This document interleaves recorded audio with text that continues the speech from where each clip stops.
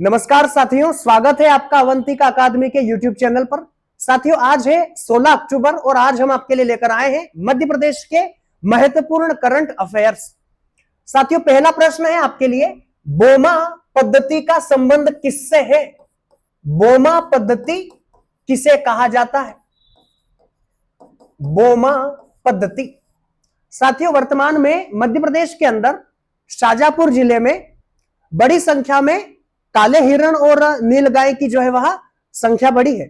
ऐसी स्थिति में सरकार ने यह निर्णय लिया कि सरकार बोमा पद्धति के माध्यम से अफ्रीका की रेस्क्यू टीम को बुलाएगी और उनके द्वारा काले हिरण को और नीलगाय को पकड़कर गांधी सागर अभ्यारण्य में भेजा जाएगा। तो यह कार्यक्रम जो है वह प्रारंभ हो चुका है। दक्षिण अफ्रीका से टीम आ चुकी है और वह रॉबिन्सन हेलीकॉप्टर के माध्यम से उन काले हिरण को पकड़कर गांधी सागर में विस्थापित करेगी। तो बोमा पद्धति जो है वो काले हिरण और नीलगाय को पकड़ने की पद्धति है और यह शाजापुर जिले में संचालित की जा रही है, जिसमें बाड़े के माध्यम से हिरणों को पकड़ा जाएगा। तो लेटेस्ट करंट से जुड़ा हुआ विषय था। शाजापुर में यह 21 दिन का कार्यक्रम चल रहा है।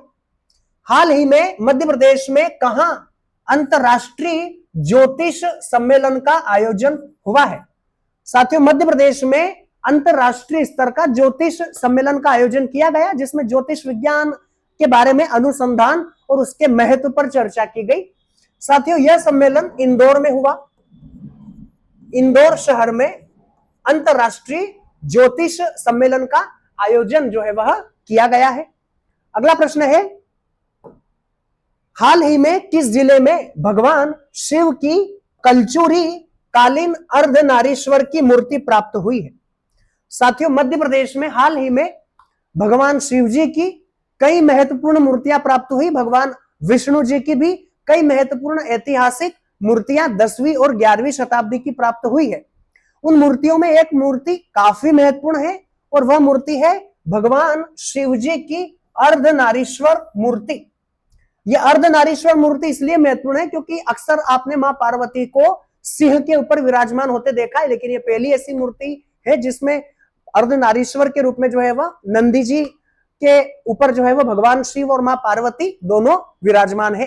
तो विशेष मूर्ति है। यह मूर्ति मध्य प्रदेश के दमोह जिले से प्राप्त हुई है।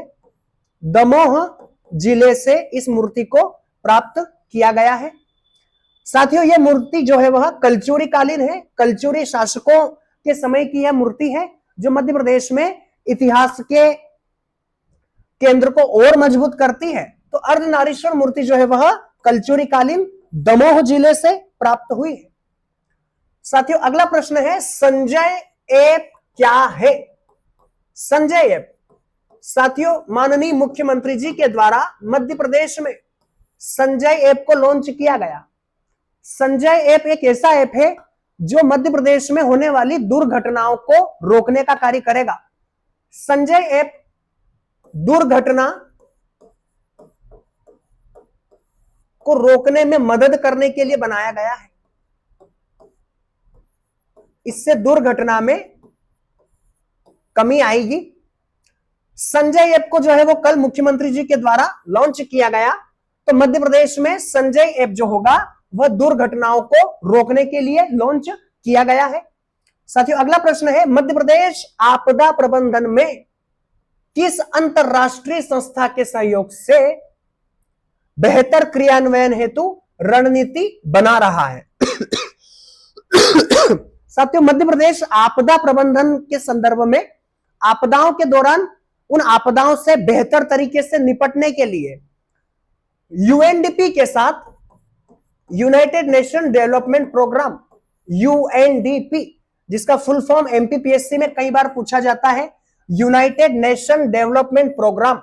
तो यूएनडीपी के सहयोग से मध्य प्रदेश अपने राज्य के अंदर आपदा प्रबंधन में बेहतर परिणाम लाने के लिए यूएनडीपी के सहयोग से रणनीति बना रहा है। तो आंसर हमारा जो है वह यूएनडीपी होना चाहिए। मध्य प्रदेश में आपदा प्रबंधन के लिए राज्य स्तर पर आपदा प्रबंधन प्राधिकरण का गठन किया गया है।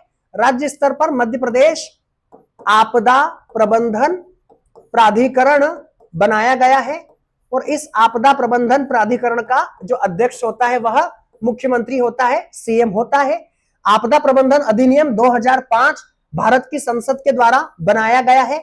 उस अधिनियम से ही सारी आपदाओं का जो है वह प्रबंधन राज्य में किया जाता है। तो यूएनडीपी के साथ हमने समझौता किया है, रणनीति के साथ हम कार्य करेंगे। मध्य प्रदेश ने सड़क दुर्घटना को रोकने हेतु आज किस आईआईटी के साथ एमओयू साइन किया है?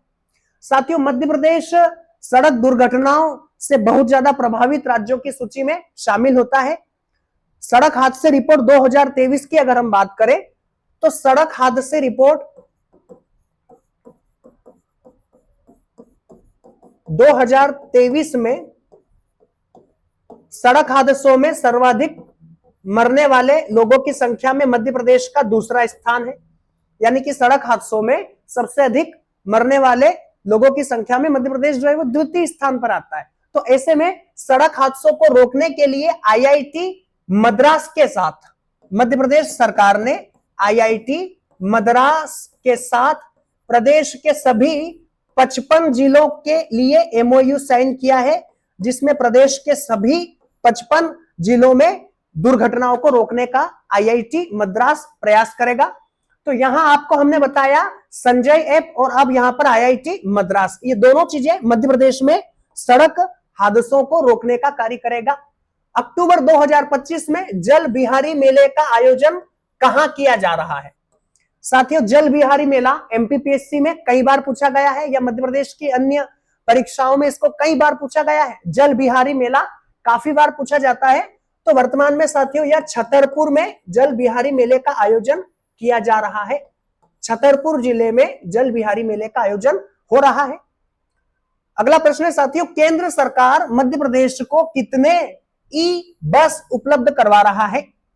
साथियों, केंद्र सरकार के द्वारा मध्य प्रदेश में सतत विकास को बढ़ावा देने के उद्देश्य से, पर्यावरण हितैषी परिवहन को बढ़ावा देने के उद्देश्य से मध्य प्रदेश को केंद्र सरकार 972 ई बस उपलब्ध करवा रहा है, इलेक्ट्रिक बस उपलब्ध करवा रहा है।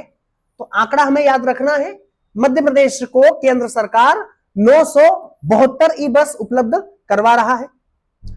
अक्टूबर 2025 में सड़क सुरक्षा कार्यशाला का आयोजन कहां किया जा रहा है? साथियों, मध्य प्रदेश में अक्टूबर 2025 में सड़क सुरक्षा कार्यशाला का आयोजन अक्टूबर में किया जा रहा है और यह भोपाल के अंदर, प्रदेश की राजधानी भोपाल में सड़क सुरक्षा कार्यशाला का आयोजन किया जा रहा है। आंसर हमारा यहां पर भोपाल होगा। साथियों, कल हमने आपसे बताया था कि मध्य प्रदेश में कोंदो और कुटकी फसल का समर्थन मूल्य पहली बार सरकार ने तय किया है। सरकार पहली बार कोंदो और कुटकी को खरीद रही है।